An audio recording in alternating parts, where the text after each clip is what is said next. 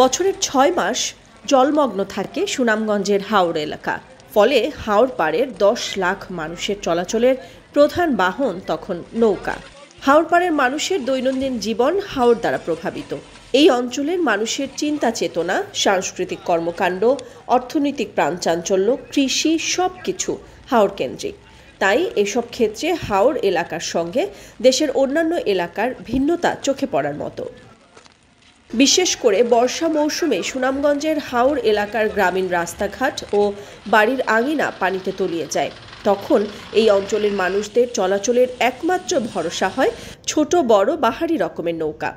এমনকি বর্ষা মৌসুমে এই নৌকা দিয়ে হাওর অঞ্চলের মানুষেরা মাছ ধরে জীবিকা নির্বাহ করার পাশাপাশি চলাচলের জন্য এই বাহনটি গুরুত্বপূর্ণ ভূমিকা রাখে।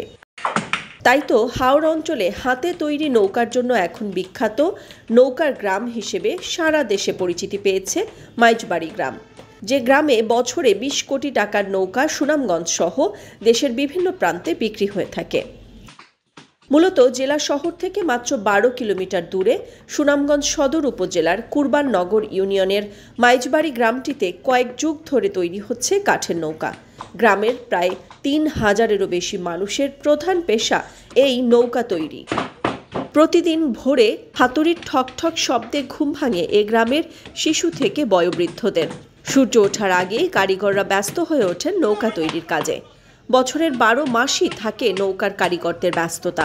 এমনকি এই নৌকাগুলো দিয়ে চলাচলের পাশাপাশি বিভিন্ন বালু কিংবা পাথর মহালে কাজ করে জীবিকার যোগান দেন দেশের বিভিন্ন জেলার মানুষ।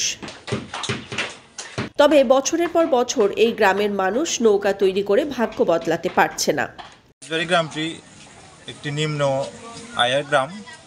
এখানে মাইজবাড়ি নৌকা শিল্পের সাথে জড়িত।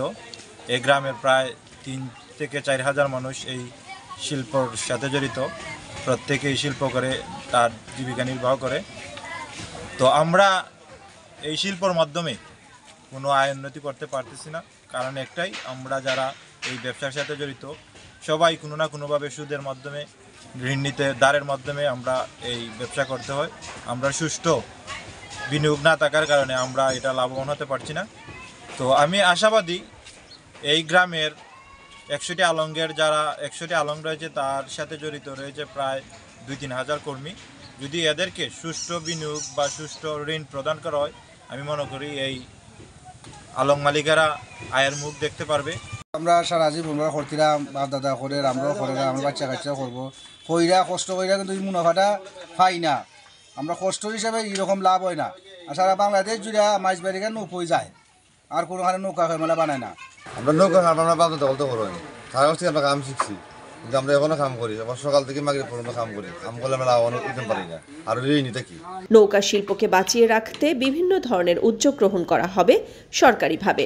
মাইজবাড়িতে যে নৌকার একটা শিল্প, নৌকা তৈরির বংশ পরম্পরায় চলে আসছে, আমি বিষয়টা সম্পর্কে ওয়াকিবহাল আছি এবং আমি তাদেরকে নিয়ে আমার একটা ভবিষ্যৎ পরিকল্পনা আছে। এই শিল্পটাকে আমাদের বাঁচিয়ে রাখতে হবে এবং আমার উপজেলা প্রশাসন সবসময় এই শিল্পের সাথে যারা কলাকুশলীরা সংযুক্ত আছেন তাদের পাশে থাকবে। জেলার এই একটি গ্রামের নৌকা শিল্পকে বাঁচিয়ে রাখতে পারলে বদলে যাবে মাইজবাড়ি গ্রামের প্রান্তিক পর্যায়ের অর্থনীতি সহ মানুষের জীবনযাত্রা। নিউজ ডেস্ক, সারা বাংলা।